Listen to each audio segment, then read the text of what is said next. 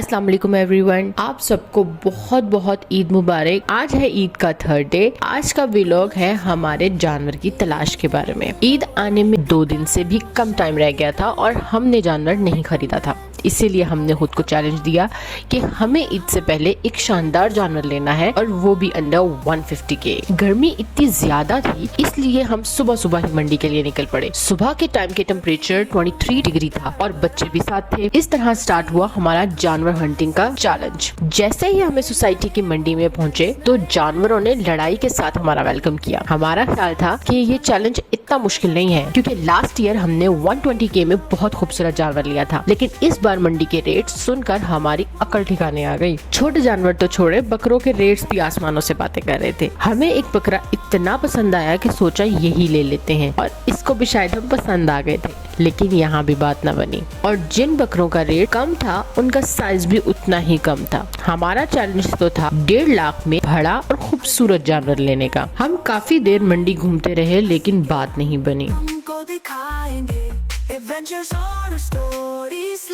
छोटे से जानवरों की प्राइस भी 1.5 लाख से कई ज्यादा थी। फिर हमें एहसास हुआ कुछ खा लेना चाहिए क्योंकि भूख से बुरी हालत हो रही थी। हम वापस बैठे गाड़ी में और पहुंचे हलीम घर, जो PWD में तहजीब बेकर्स के करीब ही है। हमने ऑर्डर किया रोगनी नान, मलाई बोटी जो ऑलमोस्ट जली हुई थी, अचारी चिकन जिसमें अचार तो छोड़े चिकन की भी 2 ही बोटियां थी, और शाही हलीम जिसमें कुछ भी शाही नहीं था। आंसू भी है, हंसी भी है, इस जर्नी में जिंदगी भी है। इतना टेस्टलेस खाना खाने के बाद चटनी ने हमारे टेस्ट बड्स को कुछ रिलीफ दिया। फिर हमने पी सॉफ्ट ड्रिंक्स और बच्चे कैसे पीछे रह सकते हैं। ये चाहिए।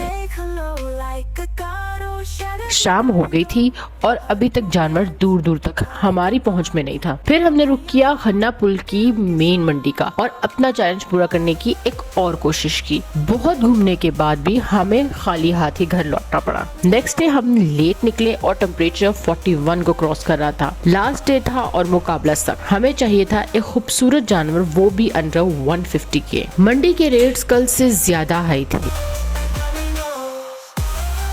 लेकिन हमने हार नहीं मानी और दोबारा से जानवर की तलाश शुरू की। आपने कैसा जानवर लिया और आपको जानवर कितने का मिला, कमेंट में जरूर बताइएगा।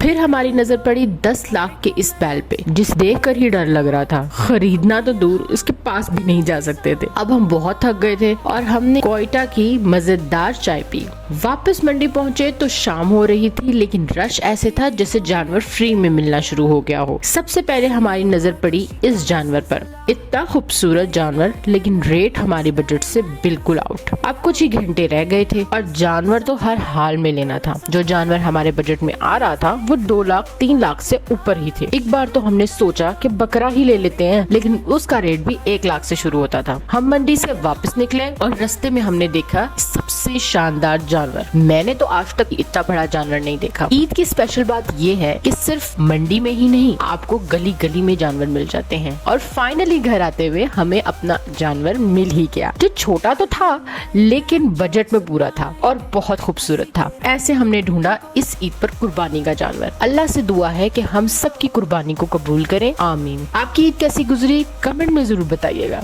अल्लाह हाफिज। कर लो सब्सक्राइब, वीडियोस देख लो, लाइक